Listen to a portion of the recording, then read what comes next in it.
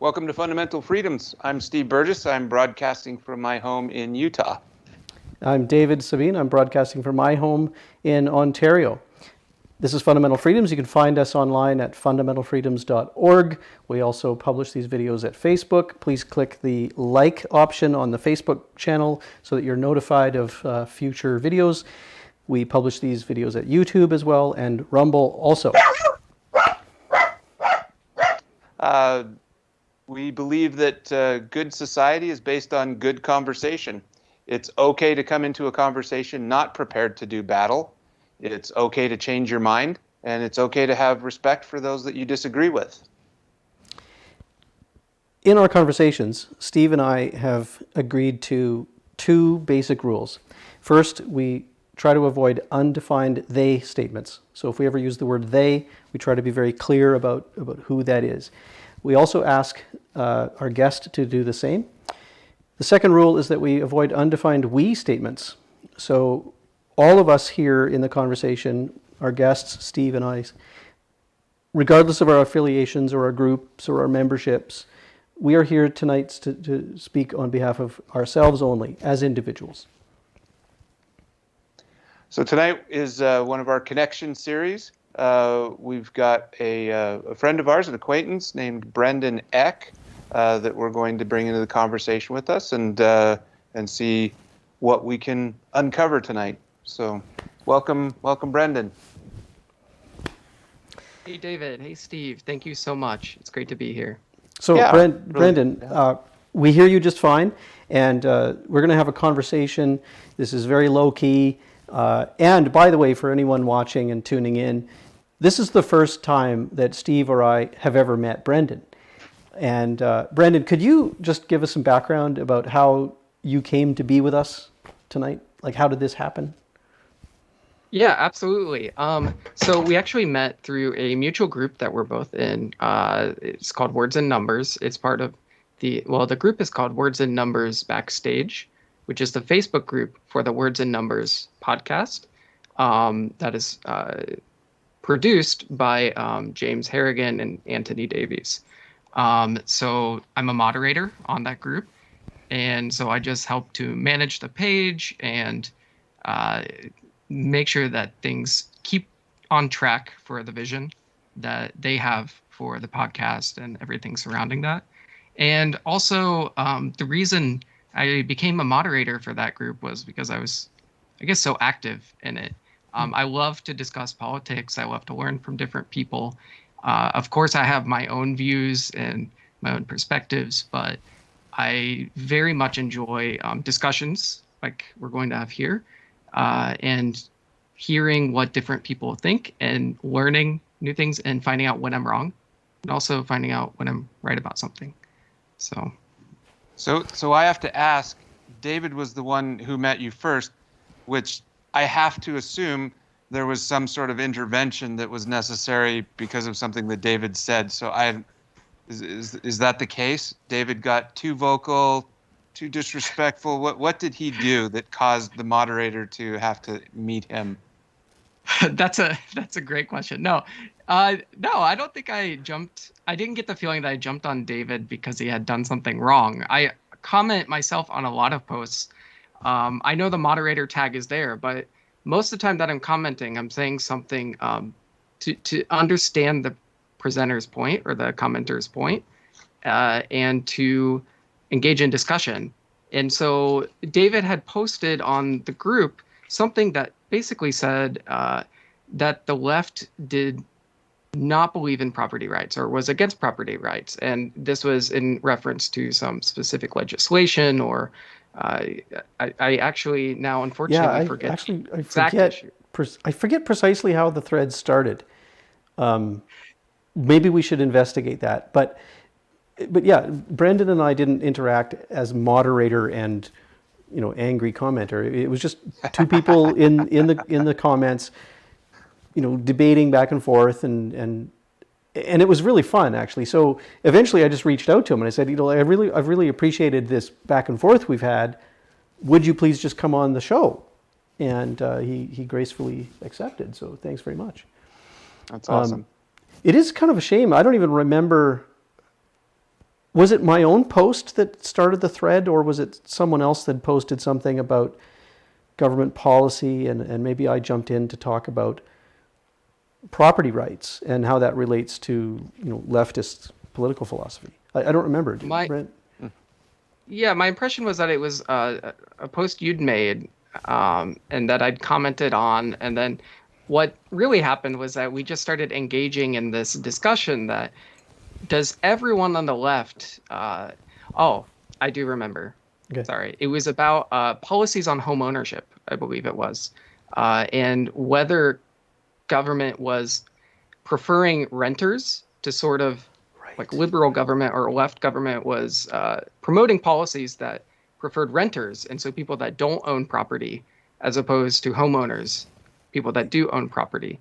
And so what had happened was that I chimed in to say, no, from my impression, I know a lot of people that identify as being on the left that are pro home ownership and want more people to own homes. And so from my perspective, that was pro property ownership. And so we can discuss more maybe, but that's what I recall. Yeah. So Brendan, are you Steve, part of a group of moderators, or? Yeah. There's sort of there's several of us that moderate the page, and we communicate with each other, and we communicate with Anthony and James, and it's the moderators. I mean, of course, I'm biased, but they're all fantastic people. It's really a privilege to be on that team and to help out where I can. That's great. I've really enjoyed interacting in that group. It's a real breath of fresh air for me to have good conversation. Yeah. Yeah. So exactly. I just want to stop and say that there's a few bullet points maybe we should visit through our conversation, because we've hit a few already. So one is, like, what is it like these days moderating a Facebook group? Like, Brendan, that's crazy, and I'd love to hear about that. The other is this, and I do remember the precise post about property ownership and stuff, so we could maybe come back to that. But then also, like, Steve, anything that we'd like to explore regarding left and right? Yeah, I've always been fascinated, and I've been learning more recently, diving into some of the history and the etymology, for all intents and purposes, of what is left and what is right, and have thought about that for a number of years, really, and just find it fascinating how the terms are used and misused and overused, and so I think maybe just unpacking that, I think you've got some experiences as part of the conversations that you've had on the group, and maybe all three of us are coming at from slightly different perspectives, but I think it would be great to have a better working knowledge of what those terms really mean, or what they may mean to other people. So when you call somebody a leftist or a right-wing nut or whatever on Facebook, what actually are you accusing them of? Maybe we don't fully understand that all the time. So where do you want to start? Brendan? So, yeah, I get to pick. No, I think we could talk about moderating a Facebook page. I think that was one of the initial things that I think we wanted to discuss, that you mentioned, David, when you reached out. And so I can kick this off by saying, as everyone I think knows, the internet can really be nothing short of a cesspool in discussions. There can often be a race to the bottom. And I think it's because perhaps the reward systems are such that the one that sticks out gets the most attention. So if you make the most controversial comment or the edgiest post or anything like that, the most controversial meme, then you are the one that gets all the comments and all the shares and all the traffic. If you don't moderate carefully, there's a lot of pressure to go in that direction. And I've seen many groups go in this direction. And so I think what needs to be done in a group, at least what we've been encouraged to do, is sort of not push people to behave a certain way, but sort of encourage good behavior, positive reinforcement of good discussion, productive discussion, even when people disagree. And when things are going in a poor direction, in the opposite direction, so people are sharing those memes that are hateful or derogatory or sort of picking a side or being overly partisan or overly reductive, saying let's stop here, let's slow down. Or if a person keeps doing it, in the worst case, unfortunately, you do have to kick some people out if they choose not to be respectful of the community. So that seems like an impossible task, Brendan. What's the difference between somebody advocating a really stupid idea and somebody being, well, what you described, like overly reductive or, partisan? That's that's an excellent question, and I think that's something that we always struggle with. So we will, at least the moderator team will message each other, and we will sort of check each other's work if we think something is over the line or not. There are a lot of things that are in a gray area that we want to have a light touch, and so maybe we just reach out to the person or we comment and we say, hey, maybe this is a little bit against the spirit of the group. We certainly don't, at least I don't, and I don't think anyone that's moderating this particular group would want to uh, push the politics in any certain direction. So when you're saying there's a bad political idea or ideology, it's better to parse through what's bad about it, rather than just say, don't promote that here, this needs to go. But with that being said, if someone comes in and says, I think we should have genocide or something like that, Yep. that's beyond the pale. That sort of thing would get deleted. But we haven't really had problems with things like that, and I think that's because the culture has been so strong in the group.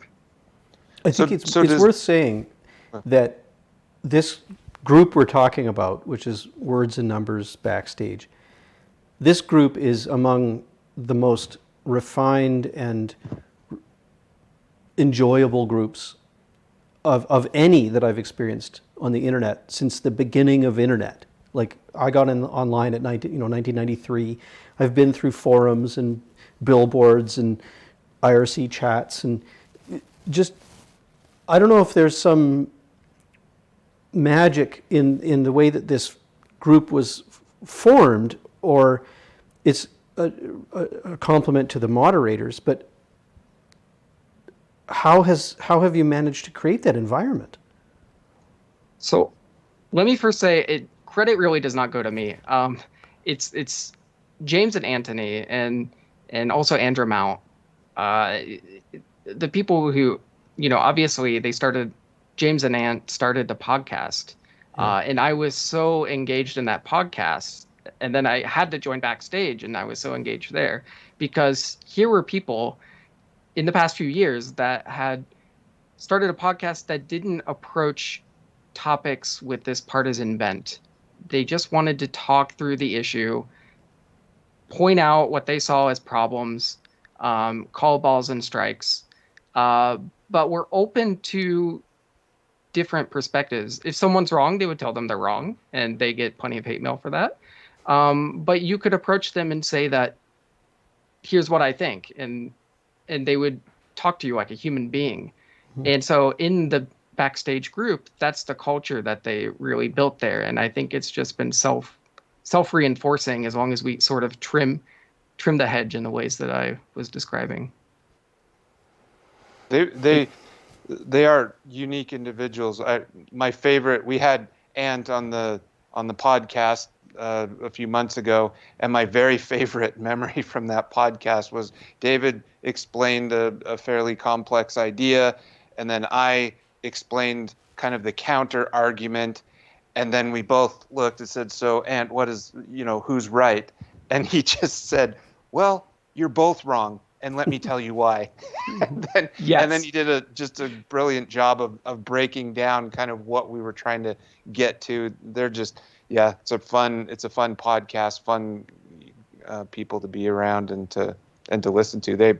yeah, their recent fair share discussion, just brilliant.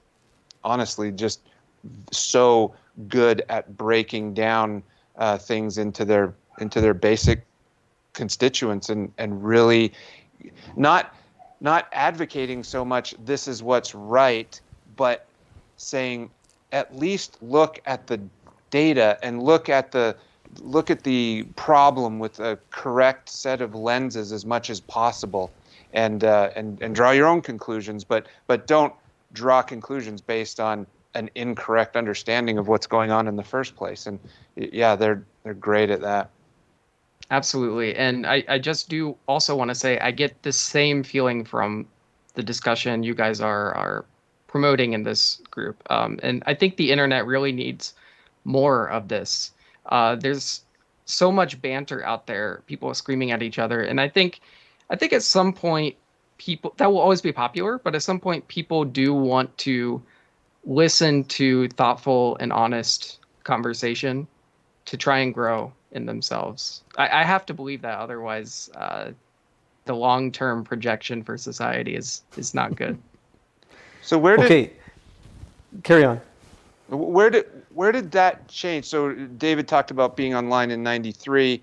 I met my wife online in an IRC on Undernet, channel U2, yay, back in '96, when, I mean, there was barely an internet.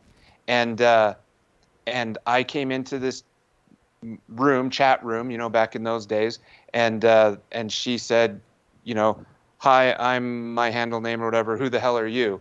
And then we just had, and it was like this really kind of playful. I don't know. It wasn't mean. It was this fun-hearted, teasing sort of, but it had bite to it. It had some cleverness to it, and I feel like that's been a big constituent of the internet all along, is the idea of kind of poking fun, very intelligent,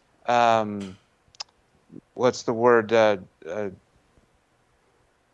sorry, I'm almost 50, so the words disappear, but very intelligent, making fun of subjects and making fun of people, but with a good spirit, with like an open, uh, exploratory kind of spirit. And I don't know, it was like maybe it was inching worse to the edge, and then it's like COVID hit, Mhm. and some of the things that happened in 2020, and all of a sudden we fell off this cliff, and there was just no room for any kind of discussion anymore, and the And no playfulness room for humor. turned, yeah, Yeah. the playfulness turned to vitriol, like viciousness. Is that your experience? So I think it's gotten worse. I agree. I grew up with the internet, and I have always had that feeling that internet culture has been very trolling, but usually not hateful. Maybe it may sound like hateful things are being said, but it's sort of like, you're hanging out with other people and you'll kind of get jibs and jabs at each other and things like that. But I do think that in the past 10 years, it's actually gotten hateful, and or at least my feeling is that it's grown. And I think if you look at political polarization, that has gotten worse in society overall. And so on the internet, it's just taken a different form. Um, and that was, yeah, one reason I latched on to Words and Numbers, and I'm myself latching on to your podcast, is because I want to see less of that personally. And in my personal dealings with people and other dealings on the internet, I tried to say, let's calm down. We're all humans here. We all want to have a conversation. I think most of us, we may differ on some important things, but I think for the most part, we can come to compromise. I've noticed a change in the way I interact online. I no longer try to be funny. I don't think I ever was terribly funny, but I used to try to jibs and jabs, like you said. I no longer do that. I think there's far too much risk that people either take at face value something that should be funny, and they just can't see past, or maybe people have generally gotten,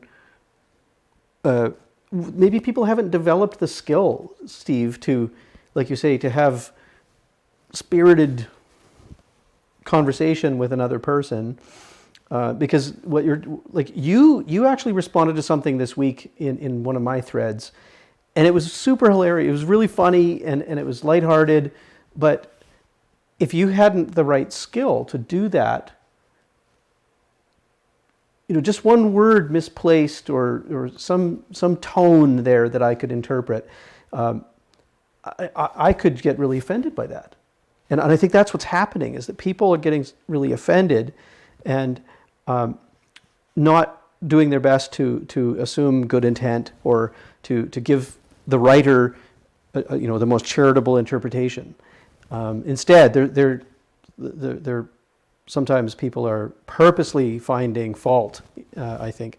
Yeah, it's gotten bad. By the way, I've just noticed we've fallen out of conversation, and interrupt, because this is conversation. I will lead by example, and I will interrupt both of you.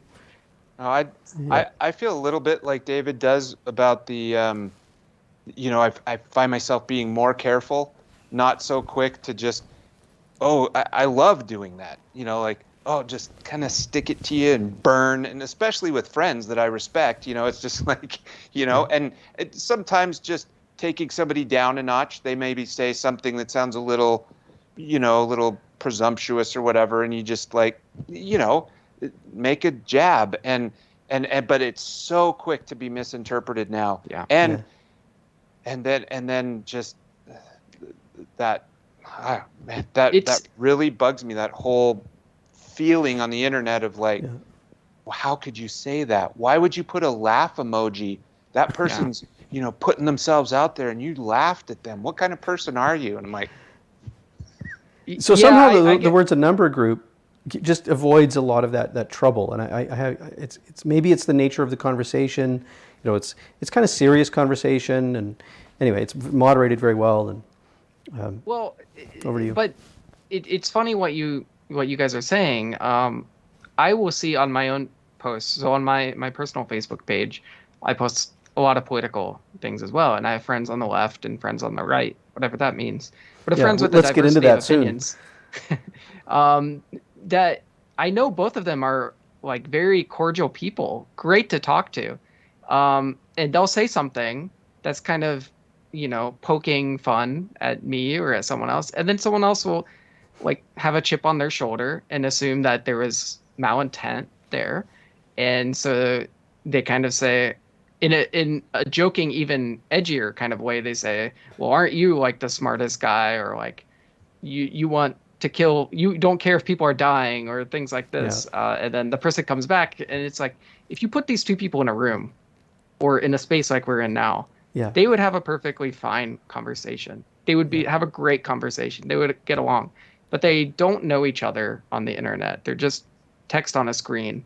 And so I think people are primed that when they see the slightest disagreement on the internet, to fight back to that and to be on defense mode or something, and to call out things that they disagree with. And I'm fine with calling out things that you disagree with. Sure. I do that all the time. But I think people, and myself included, maybe can be a bit defensive when we see things on the internet, and we may assume worse intent than there is. Yeah, so the medium is important here. The medium allows for this misinterpretation, and then this amplification of bad intent or malintent. The medium is terrible in some ways, and we're just not good at it yet. I think as a society, we're still finding our legs with respect to online communication and global online communication. We got to get better at that. It's almost iterative to me. It's like, you look at what TV and media in general was in the 60s, and then what it turned into in the 70s, the 80s was the, advent of kind of soundbite media, MTV, everything staccato and in short bursts, so that, you don't have time to explain things. They should just be self-evident by the image or the sound that you hear. And then we went into, vote them off the island, voyeuristic, Big Brother kinds of Yeah. things. And then, and now here we are with social media where you're following around this phantom, quasi personality of your friends. And you've got friends who, like you said, Brendan, I know this person. This isn't the same person that I interact with on Facebook. They're defensive. They're got all this vitriol. And yet if I ran into them in the store, we'd have like this really reasonable, nice, friendly conversation. And so our Facebook profiles are not our personalities by any means. Yeah, there's this concept of like personas, and that you have different faces for different people and maybe different environments. And I think that we may all have a different internet persona as compared to our in-person persona. And it's probably something to be aware of, that we may think we're coming off one way versus another on the internet, but we're probably not. And I don't know the solution to that, but yeah, Well, it the causes a solution lot of certainly fights. is not to ask governments to moderate and regulate. But our governments, both of our governments, appear to be doing that at breakneck speed.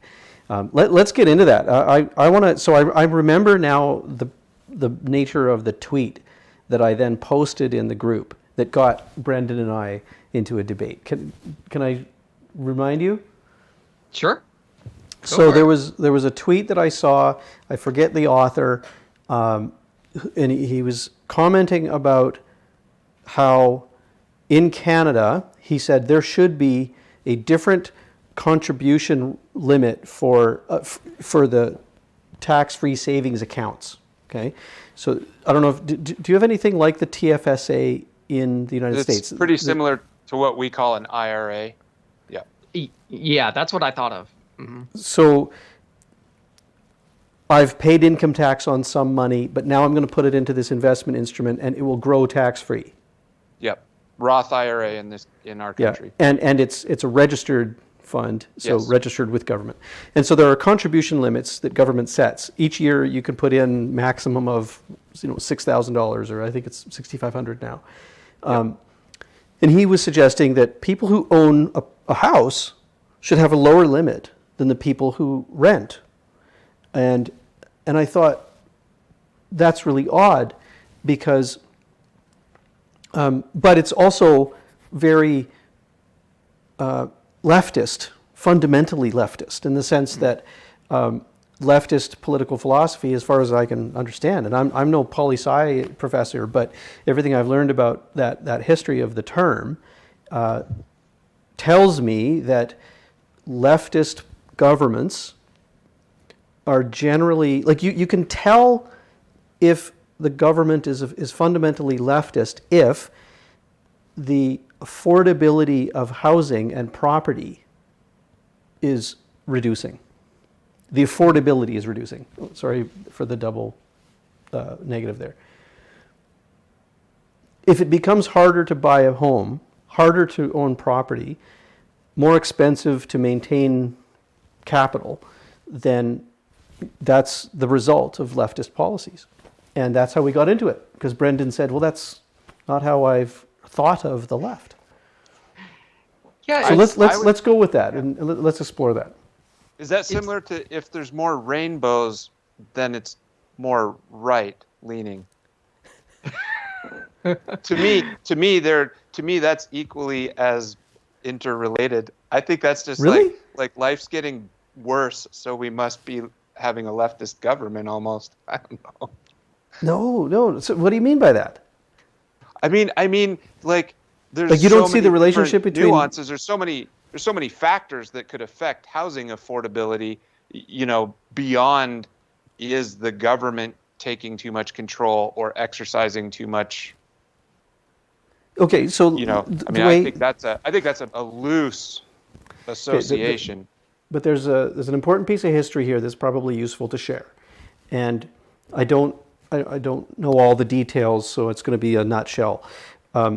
This comes from the French Revolution, where I understand the government in France was divided between two groups in their government. One group who wanted citizens to be able to own property, and another group that was fundamentally against the citizens owning property.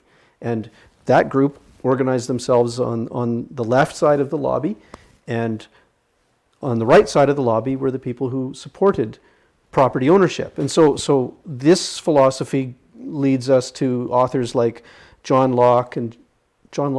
Adams, and eventually, Locke. Locke, sorry, and eventually, the United States. America is based on this notion that every individual should be able to own property, and that's fundamentally different than the other. And also, then the spectrum also can be thought of in terms of very limited government control over the individual and their capital and their property, or massive government control over individuals. So the thing is, the disconnect that we had is that it actually polled, based on our conversation, polled my friends, my contacts on the left, or sorry, my contacts in general, and asked, one, do you identify as left or right? And two, do you support the ownership of private property? And I just left it general about that. Yeah. I said that they could add more context. And I didn't see anyone left or right that said they were against ownership of private property. I will say, though, that the people who said on the left were more likely to put a caveat of, well, if you're a billionaire, then I think that you should have a higher tax rate and all these things. But when I got into conversation with some people, I said, well, what about home ownership specifically? Do you support that? And they said, well, yes, of course. Yes, of course. And yeah, so I that was the disconnect for me, because my understanding of most people on the left, or that identify as being on the left, do support home ownership and people owning private property, but maybe there is an extent to which they think that there should be property ownership or some bounds on that. I think there's a disconnect where... Go ahead, Steve. No, I just wanted to maybe correct, or from what I've studied, my understanding of that actual genesis of the left and right idea was immediately post French Revolution. There was, the head cutter offers and the anti-head cutter offers, and they basically started to form a new government and said, we've had this cataclysmic shift of power. We still have a King Louis, and how much power should King Louis have versus how much power should we give to this new government of the people, essentially. And so what happened was people literally lined up, and as they were having the conversation in the whatever venue it was, people said, well, I'm going to stand on the right side of the king. And so the people that kind of lined up on the right side of the king ended up being more conservative, meaning we want to conserve the government that existed pre-revolution. And then the people who lined up on the left side, wrong side, other side, whatever, of the king said, no, we need to move far away from what existed before. And so for me, that left-right dichotomy, that speaks to the idea of left principles being more progressive principles. It's like there's something that's wrong that needs to be corrected, and we're going to make that change or that course correction, versus right-leaning, which tends to be more conservative. Don't fix what's not broken. We need to, especially in an emergency or in a time of confusion, the best course of action is to lean on the understanding that we've developed previously and be very careful, very tenuous about making changes or going in a different direction. I think like you're talking about a dichotomy between progressive and conservative, as though there's a actual dichotomy there, and I think that's a false dichotomy. nobody wants to stand still and not move forward and do better and progress, and yet this word progressive versus conservative is a very effective tool by people who want massive government control to use to shape the narrative of the conversation. That's how I see it. In what context, David? Like, Well, unpack that just a little more. let's think about governments that call themselves progressivist. Okay. Okay, the more progressive they claim to be, the more they want to control things like speech, property, the flow of the economy. So, and maybe it's just that's what we're seeing in Canada right now, that we have a government that has installed a command economy. We have a Liberal cabinet in the federal government that basically has decided where money will flow, who gets it, who doesn't, for what reasons. And this command economy then extends into the control of speech, the moderation of harmful content online. Like they're literally creating a ministry of truth as we speak under the Member of Parliament, Guilbeault, and deciding what Canadians can publish or not, talk about or not, what words they have to use, what words they can't use. This is massive government control, all coming from a progressivist government. And that seems to me consistent with the left, wherein the left is defined by the desire for big government. But I think the balance there, and I would agree. I think there's some tendency more towards that. However, look at say in our country, a strong Republican, triple play Republican House, Senate, and presidency executive, and all of a sudden there's this movement towards we need to outlaw abortion completely. Yes. We need to have a war on drugs, and we need prohibition in the 20s, which was a terrible exercise of government control.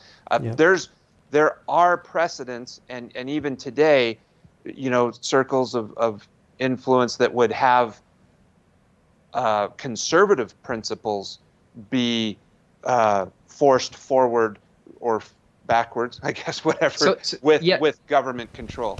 Interrupt. I Go agree. ahead. Yeah. Yeah, thank you. So, Steve, just to tack onto that, there was recently in the U.S., in Arkansas, a bill about transgender transitions and what sort of interventions that could be performed. There was a state bill, and please, people can look up the details of it. But the governor, who is a Republican, said on conservative principles, I do not believe that the state should intervene between patient and their physician. And that's a market right there. And so you have the government coming in, and this is really on the right, a pushback to what is seen culturally, but that is also a market. I mean, medicine is a market. And so this was a right-wing push to control something that free people wanted to do using the tools of government. Well, so I think this appears on both sides, or all sides. That sounds like the opposite, Brendan. You said the governor made the comment, like, I feel like this is something that needs to be between a patient and their doctor. Based on his conservative principles, he vetoed it. Then the Republican state Congress, overrode that veto.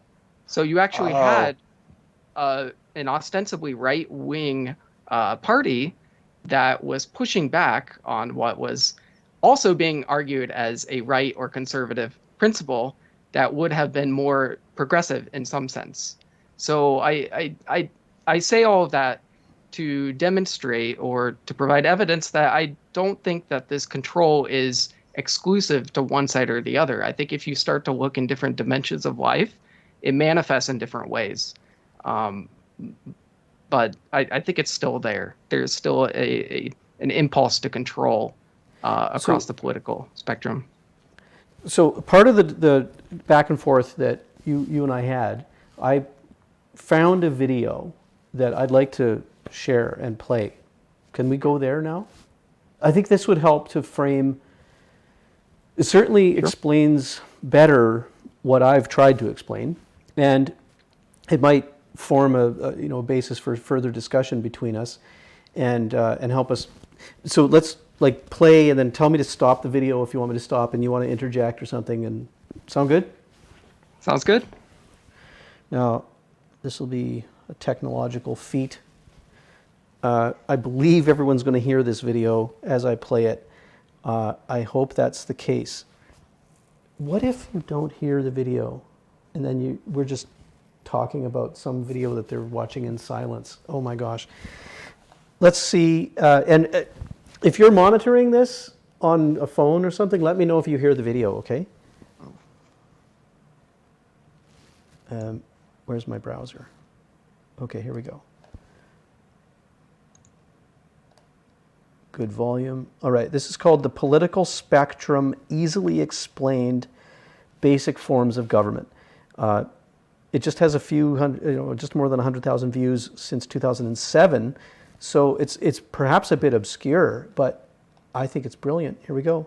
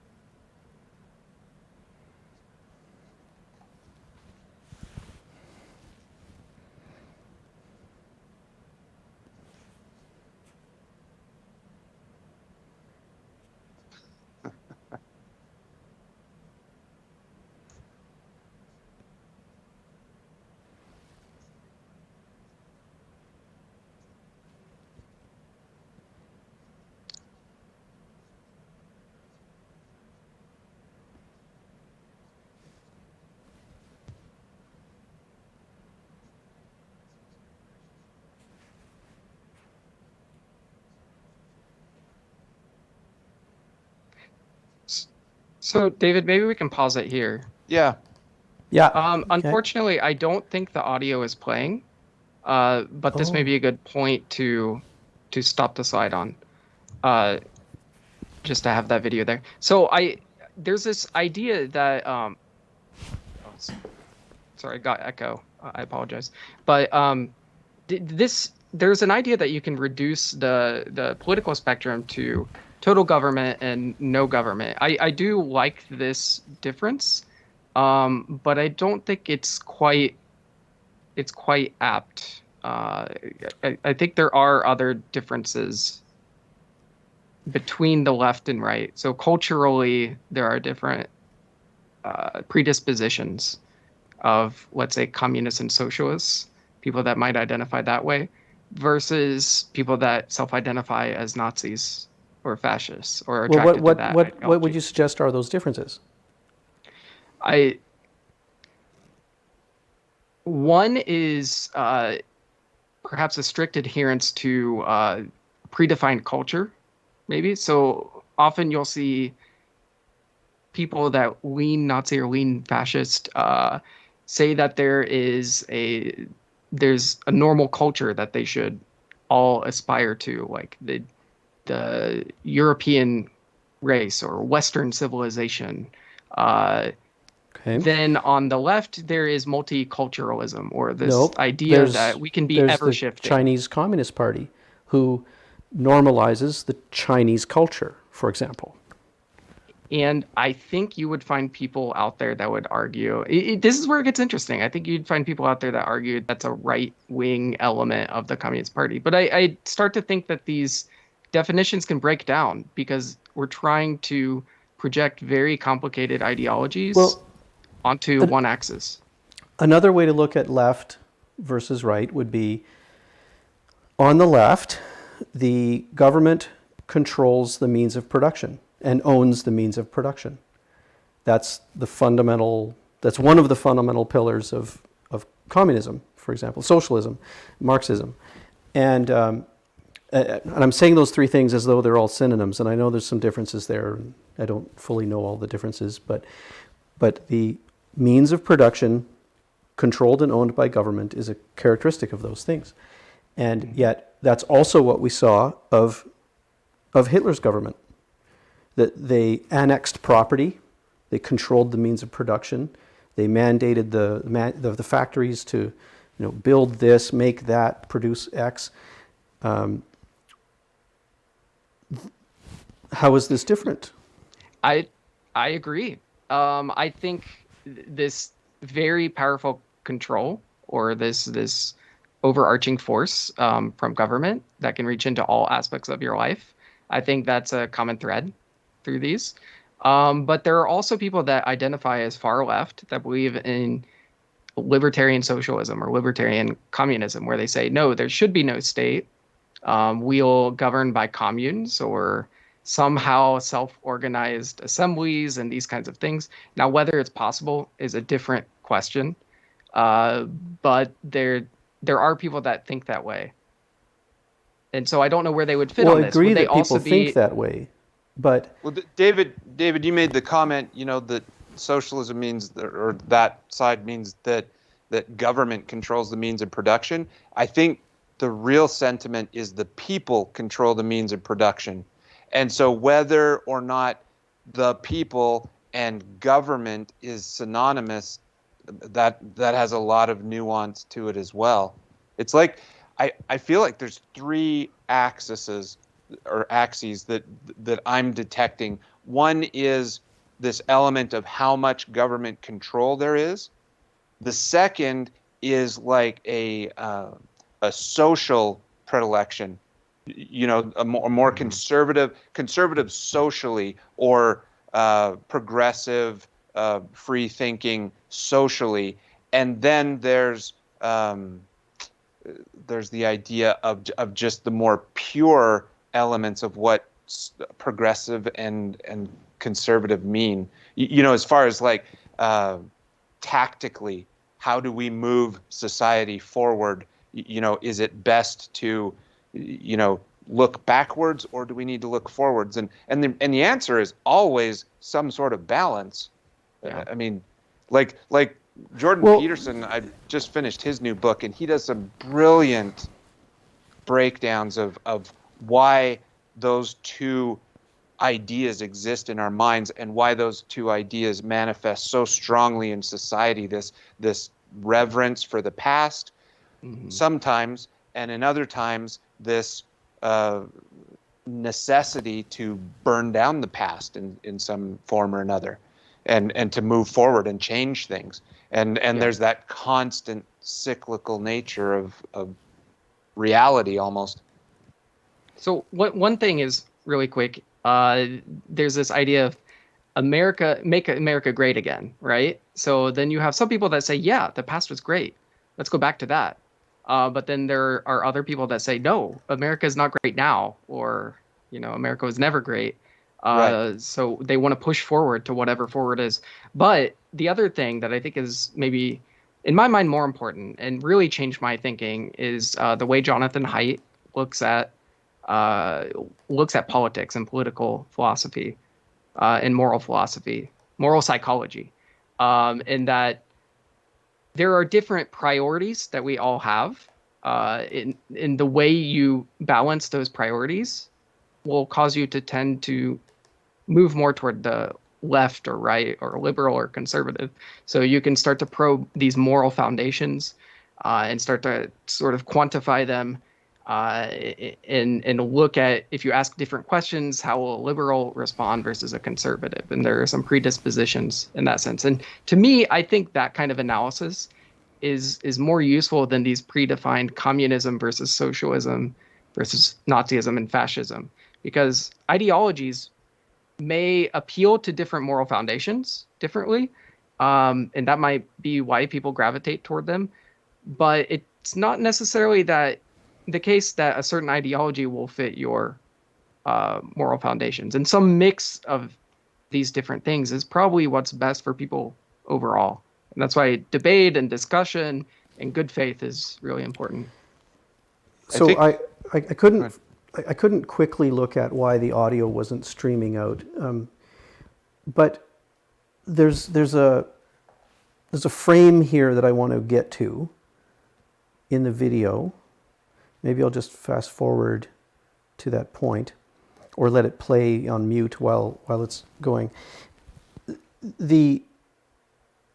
I think maybe the both of you are too willing to abandon this version of the spectrum, from no government power to massive government power.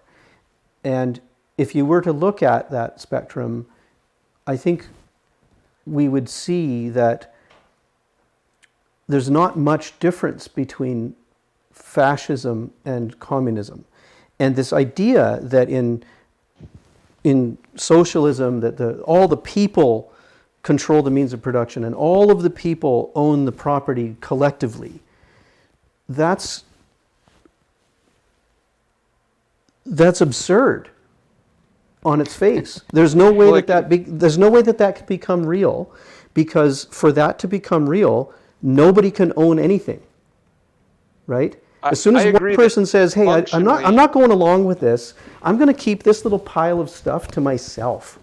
As soon as one person does that, they become the enemy of everybody.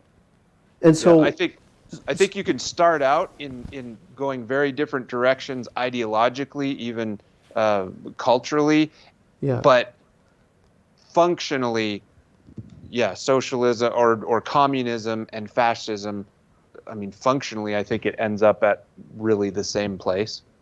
It's kind of my thought, because I think it's for the reason that you're saying, David, is there's no such thing as the people as a whole making decisions for the people as a whole. It ends up being a dictator. I don't know. What do you think? This doesn't make for interesting discussion, but I'm really more of a moderate person, so I tend to agree with you that, if you pick a person in especially earlier communist China and a person in other sort of right-wing authoritarian regimes, their daily life may not be that different. There's a lot of intervention by forces above them that power over their lives. But an interesting thing to me is that through capitalism and markets, we have formed corporations with stock ownership. And so in some sense, we do start to see democratization of some of these different entities. So like if you have a 401k or investment account, you own part of a corporation if you own stocks, and you can be a voting member for that. And you can help to determine how that organization is run. So actually, some of those goals are being met. That's property ownership. But it's not just one person owning everything. As more and more people start to accumulate wealth, then they have more power to have property ownership. I mean, that to me, that goes right back to the fundamentals of liberty. The difference being, we're going to force or try to artificially create a system whereby everybody has this equal share and this equal interested or this equal interest. But what's funny is you can, I guess, force everyone to have equal interests in something, but you can't force everyone to be equally interested in the same thing. And so that's why markets allow people to say, I'm going to spend some of my blood and treasure on this particular thing that I either believe in or that I have faith in or that I am interested in, and somebody else can go and choose, make other choices. And I think that goes back to the key elements of the American Constitution. The original ideas of let's limit the government and provide people with as much liberty as they can, which, far from being perfect, will be a crap show probably 99% of the time as people try and sort that out. It's going to be incredibly messy, but in the aggregate, I think it has a real poetry to it, and people get myopic about those tragic, specific things that happen within a system like that. Yeah. But if you're talking about the most good for the most people, it seems overwhelmingly positive to me. So that's related to where this video goes next. I'm going to play and try to talk over it a little bit if people aren't hearing this. So essentially there are these types of government. Monarchy is the rule by one. It never actually exists. Usually there are wealthy families that own things. And so the monarchy as a concept is a fiction, and he rules it out. I'm going to speed up the video because I'll just briefly mention some things that he doesn't. And I think he talks next about the oligarchy. This is what most of history, most areas of the world were controlled by oligarchies. These are wealthy families that sort of take hold, and they control the economies, they control the means of production for the most part, they own most of the land and so forth. Anarchy, on the other end, is this idea that there should be no government. And again, this only exists for about 5 minutes.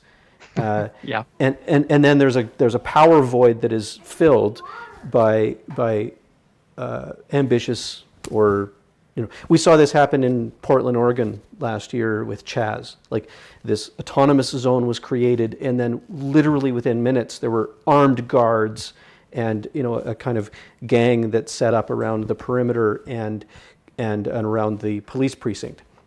So anarchy doesn't really exist. It often becomes a monarchy in a real hurry. Leaving then the notion that there could be, and I'll just fast forward to this screen. Well, I'll go back to this point here. Leaving the three in the middle. So if monarchies only exist in fiction, and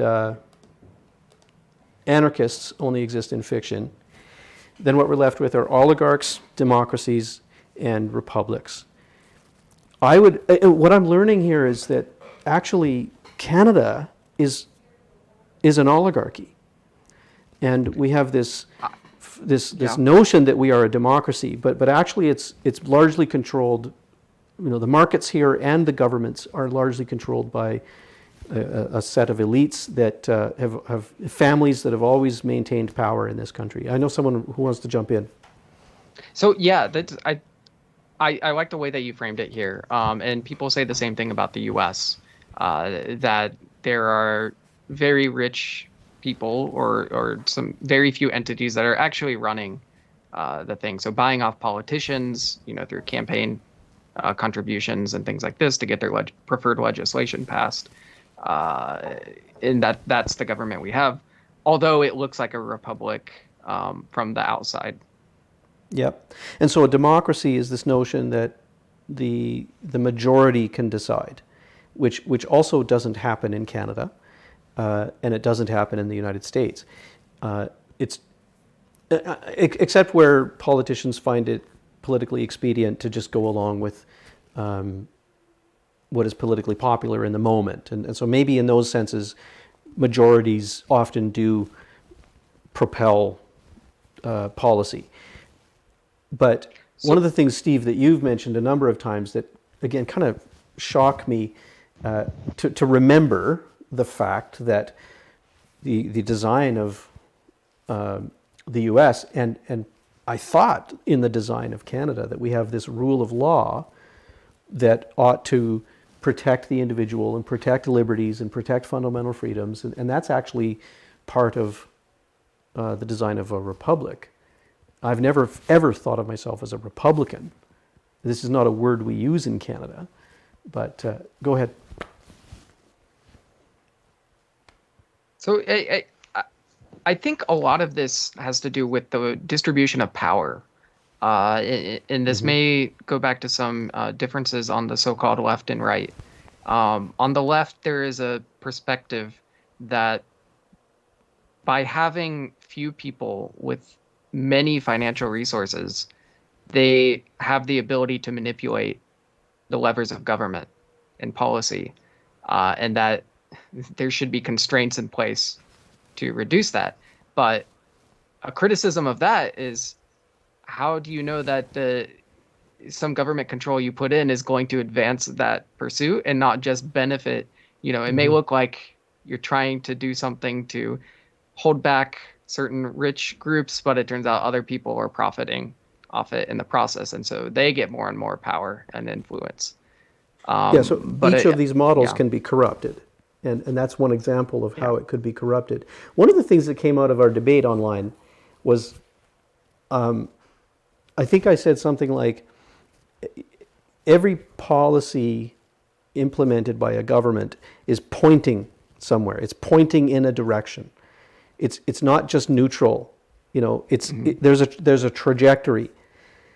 If it's left of center, that policy is not aiming at center. It's not trying to move things towards center. It's actually moving things to the left, or vice versa. If there's a policy that's a little right-leaning, the intent of that is to move in that trajectory. And so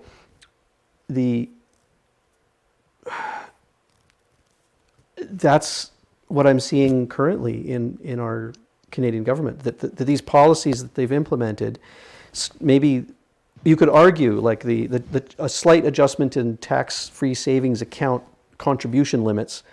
Well, that's just a minor adjustment to allow renters the opportunity to save a little more so that maybe they can develop a down payment to then buy a property. But I don't think that's the intent of that suggestion. The suggestion there is actually to move toward everybody renting, like we're seeing from the World Economic Forum. The projection for 2030 is that you will own nothing, and you will be happy about that. This is one of the statements of the so-called Great Reset, and it's in that book. And like, maybe we should take that at face value, that that's one of the goals. I think it's worth considering. But there are two things, at least in my mind. So trajectory is one thing, but there are a lot of people that I think would really want to stop at some point on that trajectory to pure renting and owning nothing. So that was part of the reason why I wanted to ask a lot of people about home ownership. So a lot of people say they want home ownership. So maybe they would be in favor of having some benefit for renters to build up savings account for home ownership, rather than just promoting the act of renting itself. Although people who want to see just renting overall would support that same policy. So the trajectory could be aligned there, but the final destination may not be. The other thing in my mind is that we should be careful when we try to analyze intents of people. You can look at it and sort of look at what is this individual actor or this party promoting in various aspects. So if they're promoting socialist policies overall, and then they say, oh no, this is just to save up for buying a home, then you may say, okay, I think I see where you're going long term. But you should keep it in mind, in my opinion, but maybe not read too much into it. You're saying that to me specifically?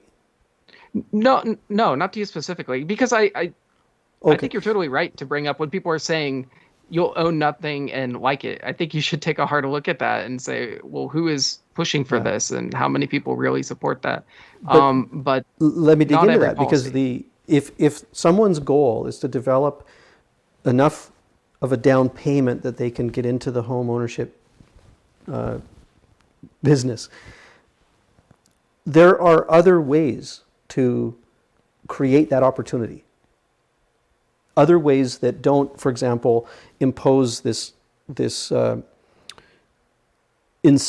incentive for one specific category of society. So if you're a renter, you get this benefit that homeowners don't get.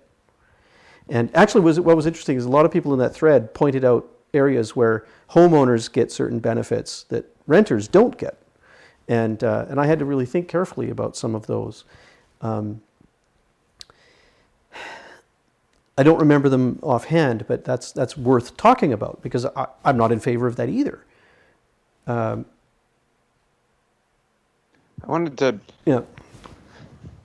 So it's a tough conversation because there's so many elements. It's just so complex and nuanced, which is awesome. But just going back to the idea of, what we have in the U.S. as a functional oligarchy, I don't think we're there yet. I think it could break down to that at some point. But I look at I'm really in love with what Aaron Swartz did back in 2011 with the can't remember the name of the law now. There's some 4-letter acronym, but the Internet Act and Anti-Piracy Act, and SOPA, that's what it was, Online Piracy Act, and this kid essentially who had some money and a little bit of fame from what he did with Reddit and stuff, almost single-handedly rallied the troops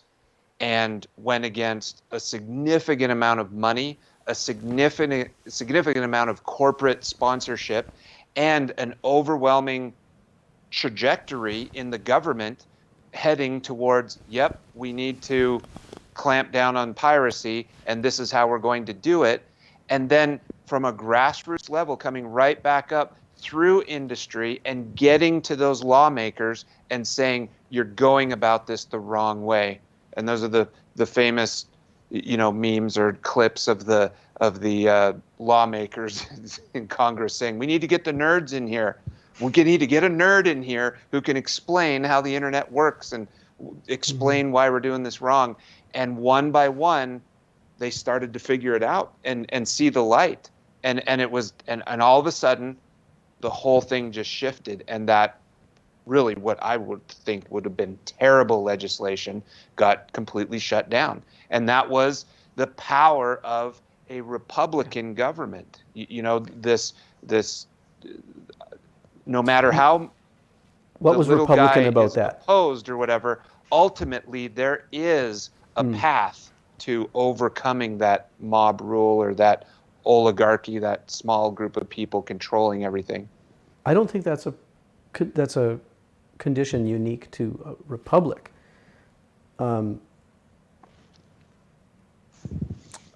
I need to learn more about republics, I guess. Yeah, I mean, there's democratic principles. I mean, theoretically, that happens in a democracy as well. But what's beautiful, and this is what I mean, growing up half my life in Canada, albeit not nearly as politically involved in my younger years, and then half my life here in the U.S.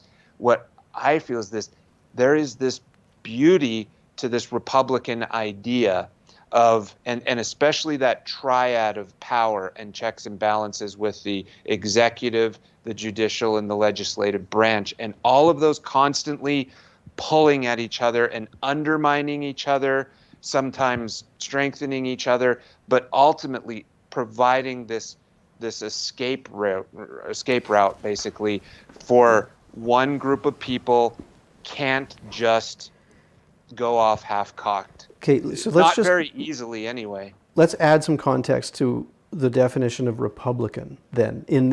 One of the things I liked about this video that I wish I could have shared with audio, was that he talks about a democracy being majority rule. And so whatever the majority decides will happen. If a majority decides that there shall be, that the continent shall rid itself of all purple people, then that's what happens. And the genocide occurs as the result of a majority rule, the decision. Whereas in a republic, he talks about this balance struck between just enough government in place to maintain a rule of law. The rule of law, therefore, is some agreements that we develop with sober second thought and lots of jurisprudence, and then we have just enough government to make sure that those laws are upheld. So in which case, this group of people that are purple are therefore protected from the majority who may want to, like that's an extreme example, but that's how the but I agree republic with what is fundamentally. I agree. Sorry, David, I'm taking advantage of you saying we could interrupt. Oh But yeah. I agree, really. I think the Republican model, where you have representation and you have debate in a formal body with constraints on government, but the ability for government to improve or change as the people really push for or push against current structures, I think is really great. And to clarify, Steve, I agree that we're not in an oligarchy yet. Some people make that argument because I would, there's a perception that there's outsized influence of some actors. But I think there are some recent events that really show that's not necessarily the case. You have 10 years ago, you had Occupy Wall Street and the Tea Party. And more recently, you've had, of course, the Trump movement in 2016. And now this is really a battle within the Republican Party. And this was, of course, Trump has a lot of name recognition and money, but there is a large sort of grassroots component to that. So the political structure can change on a dime. Oh, and of course, the progressives, you could think Alexandria Ocasio-Cortez or Bernie Sanders that have really grown in recent years. And these are not establishment groups, and these are also movements that maybe corporate entities don't really like in many senses and may want to push against. So I think there are still a lot of powers pushing against each other in our society, which I don't like in many cases, but maybe is healthy in a lot of ways. But there is a lot of toxicity that we're seeing right now, of course. Yeah. Would you agree with the idea, Brendan, that in the US, ideally or according to the Constitution, groups of people are not endowed with inalienable rights? Individuals are endowed with inalienable rights. And so when you talk, David, about, the majority, the mob can't get together and you know, uh, impose their will upon all of the purple people, well, that is a form of minority, but the ultimate minority in the United States is the individual. And that is the most sacrosanct minority that is protected by the full force of the idea of the Constitution. The whole point of the government is to protect the rights of individuals. And of course, because it's a democratic republic, you get 75% of the individuals all moving in one direction or having some overwhelming desire for particular legislation. It's most likely going to happen. But the combination of the protection of the individual and then the neutering essentially of the government by creating this impossible process to actually get anything done. And I love what Justice Scalia said 10 or 12 years ago or whatever. He said, love the gridlock. Like, learn to love that about the American government. It is near impossible to get anything done, and they can't screw it up too badly. And that's the genius of it, you know. But that tends to be a pretty conservative idea. And so when you start looking at that, then people who want to see things get fixed and have the government pull those levers of power, like, and I'll lay my politics bare for a moment, but you get into a situation where it's like, we've got this pandemic and we need to pull some levers to solve the problem. So people wear masks, things get shut down, businesses get closed, we print money and hand it out to everybody to make up for the unintended consequences of the first three levers that we just pulled, and we just keep pulling these levers and creating these unintended consequences, and that is a progressive stance to me. And the I don't know, the I don't know. I think there's a fundamental conservative nature to some extent of which you can This, say I'm the gonna, American Constitution is fundamentally conservative, but it was built on the back of a revolution. And so it's that cycle, you know. I think you alluded to that, Brendan. It's like, well, I want to harken back to the good old days, and it's like, okay, was that the good old days of 20 years ago or the good old days of 40 years ago?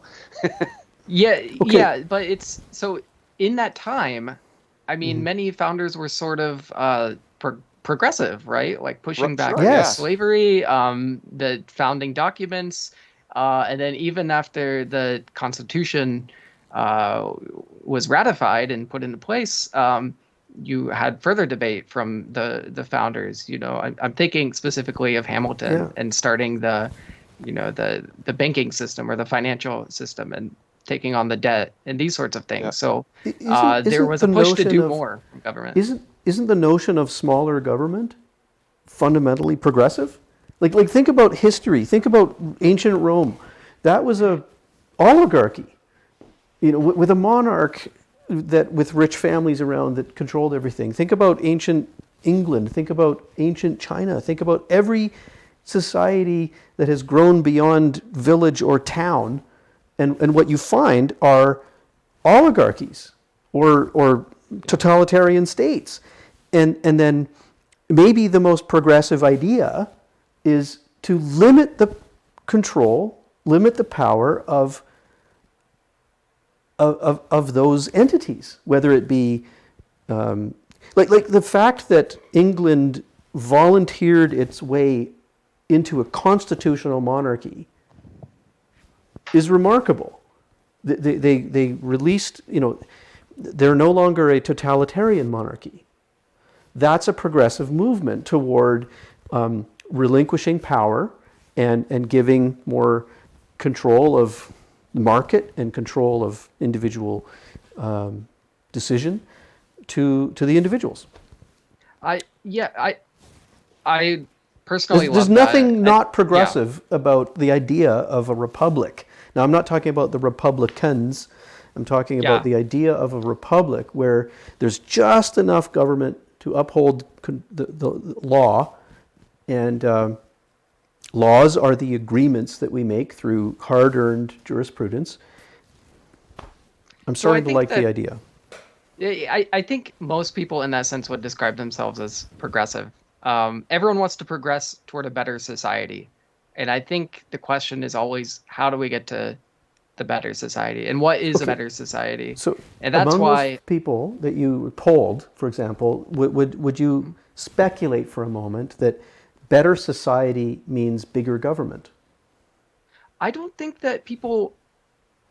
So this may be my own opinion coming through, but I think many people on the left, it's not that the size of government matters to them. It's that they want to achieve certain ends. So if, for example, they want universal health care or what they perceive as universal health care, then if government is the way to do that, or they think that government is the way to do it, then people may see I'm using they, which I should not, but my perception is that people would support using government as a tool.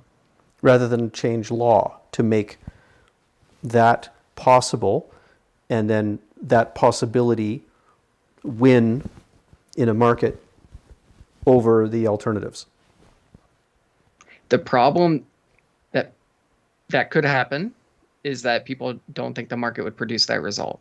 And so some people may say, going back to control, Yeah. that this is something that the government should be involved in. And that's just part of how someone would construct a society, a good Right. society. Okay, so this is interesting because to construct a good society, I agree and I used to think that the way to construct good society is for government to make certain decisions that rid society of things we don't want and make things in society the things we do want. I literally used to think that I used to say things like it should be illegal to sell combustion engines, or it should be illegal to I mean, you name it. Make single-use plastics.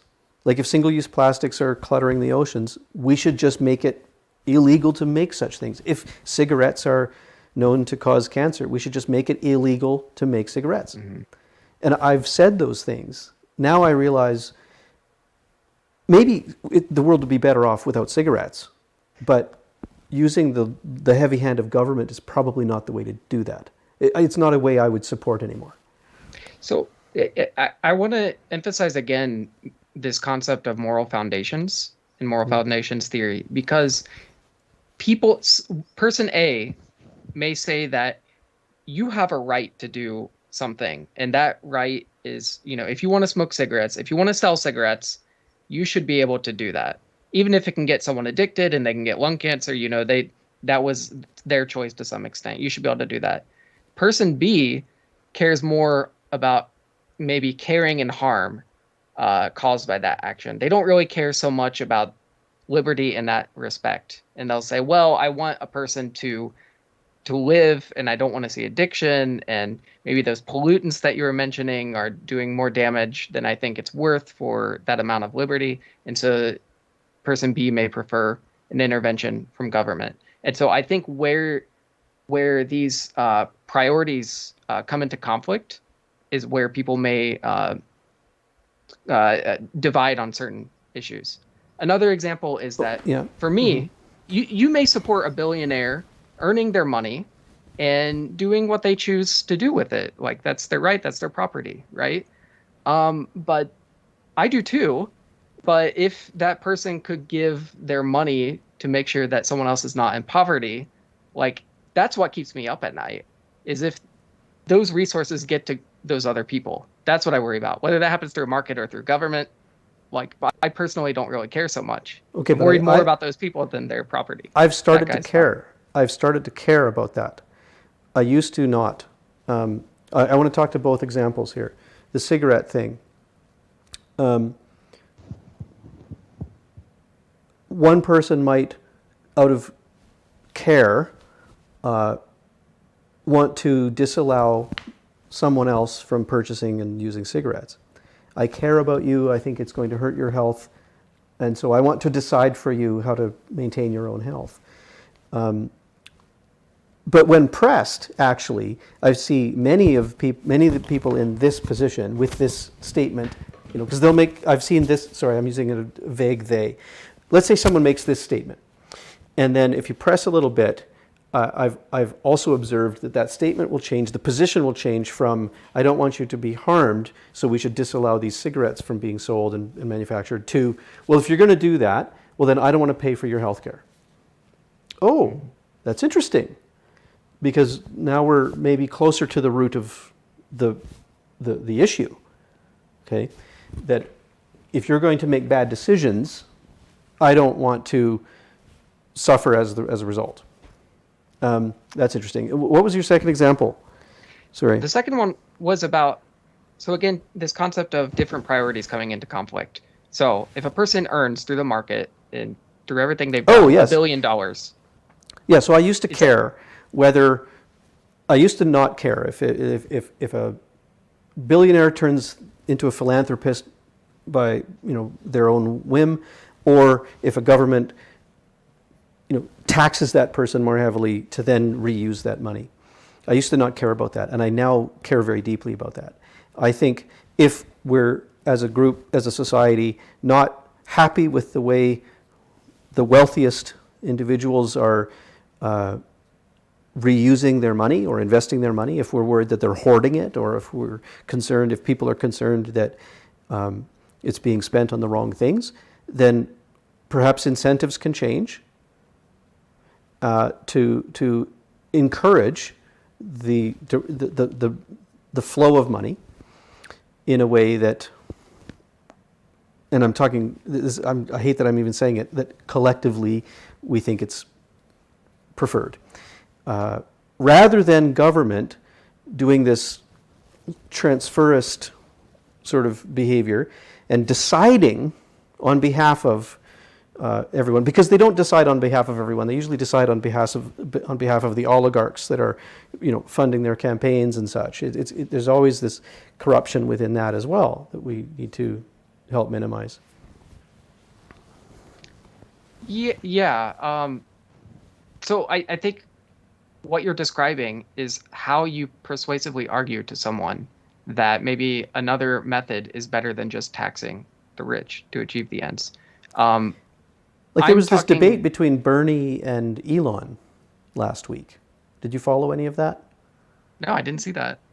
So Bernie Sanders was critical of Elon Musk, saying, essentially, why is he spending all this money to go to Mars when we have people on this planet that are impoverished? Any comment? I mean, that's it. I mean, Simplified. so you either think that that's someone's right to do that thing, like those are the resources, or you think that they earn that money through society, and that society should have some claim on it. I think to some extent people are pulled one way or another on that. But that ignores the reality that in order to develop the means to go to Mars, there's an incredible amount of investment being pushed into all kinds of markets and industries, and it employs tens of thousands of people and provides those jobs, and it develops technologies that are going to benefit the world overall. Like, in order to go to Mars, the company is it SpaceX also? Yeah, the same company is actually developing a worldwide network of satellites that then is able to provide inexpensive high-speed internet to every rural part of the planet. So these benefits are being ignored by the one, by Bernie in this case. So this is why, again, I would say you take at least for me, what I would do when I approach people with such disagreements is I would take a step back and I would say, okay, what's your actual concern? Okay, you don't want to see, okay, the money is going to one thing and you really want it to go to improving people's livelihoods. Well, like you just did, you say follow the money and see if by allowing a person to pursue what they believe is right, do those investments end up doing more good than if the government redistributes those resources another way. So if in the end, caring and harm is the priority that someone has in mind, like they want to see less human suffering, then that's the argument you have to appeal to someone like me, I guess. Because in the end, I think billionaires will be fine. So I don't care about their wealth. I just care what is that wealth doing in society. And like you described, it can do fantastic things through the market. I don't know if we disagree on anything here. Like, with this, we have so much common ground on this. I know we have some areas there where we could probably arm wrestle a bit more. But thanks, that's good. But I'm watching a conversation like this, and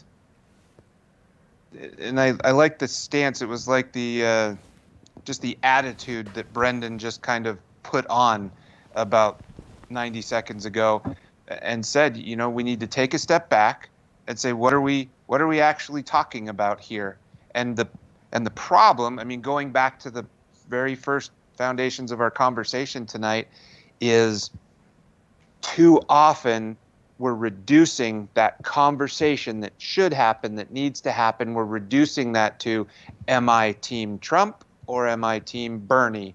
Am I AOC or am I Trudeau, or am I a liberal? Am I a progressive? Am I a Republican? Am I a Democrat? Am I and labeling, and then trying to do too much with these labels. That's the lesson that I'm going to take away from this conversation.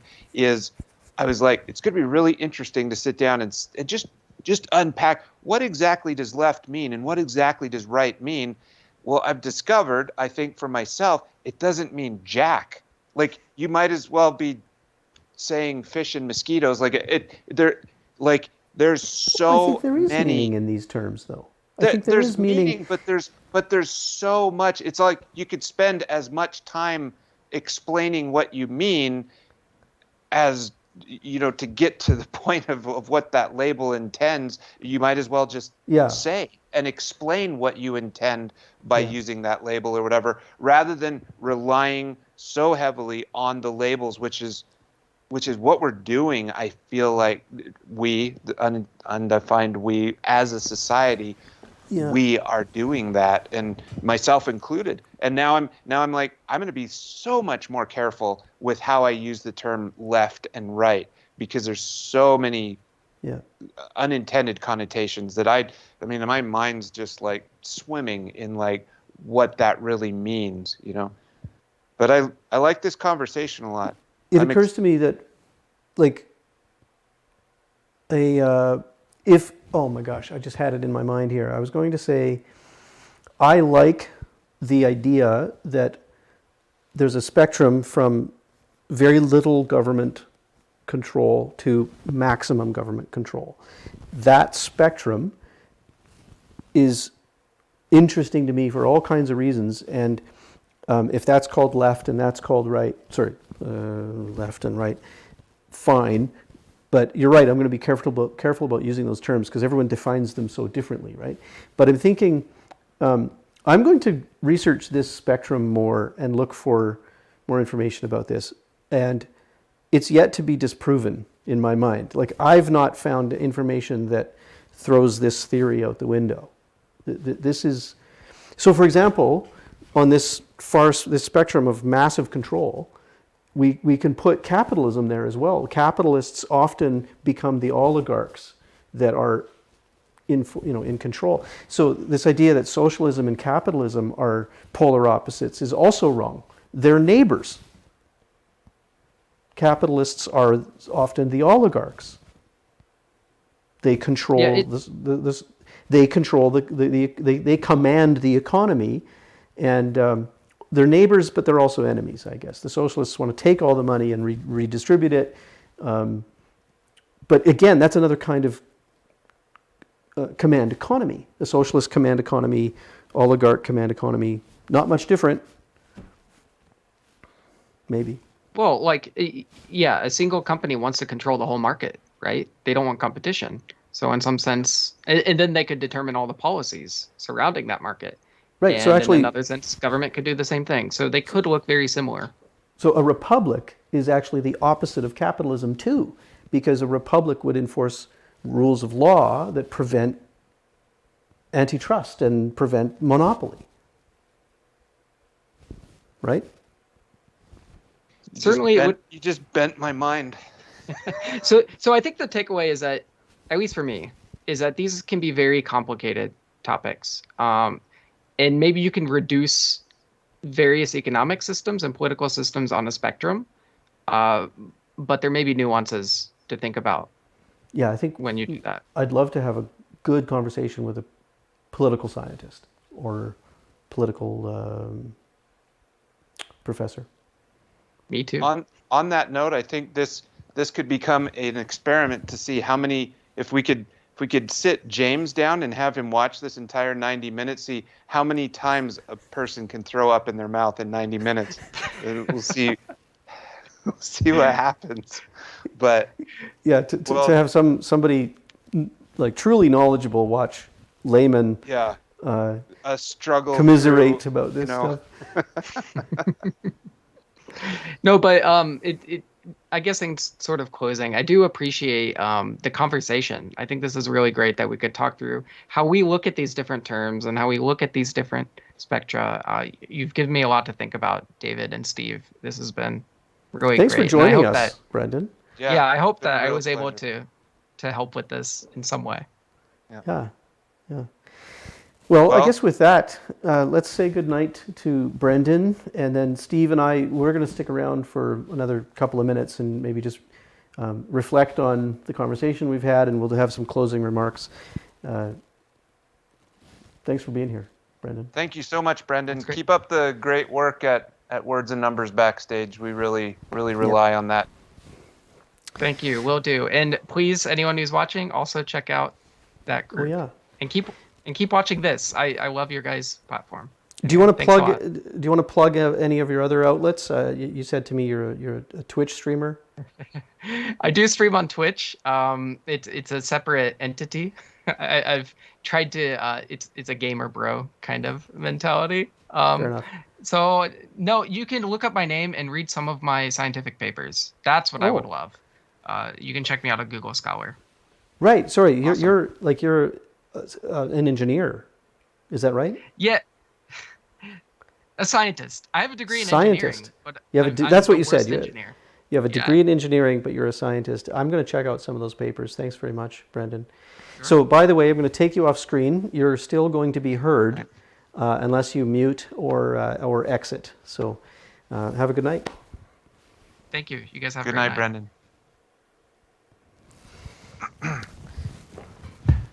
That's a good conversation, Steve. Spirited, and I think we're like this, tonight. I felt like we actually had conversation, and which is a little different than interview. Yeah, um, every time we have one of these kinds of conversations, I get to the end of it and I'm like, that must be just incredibly, excruciatingly boring to watch three people just go back and forth like that.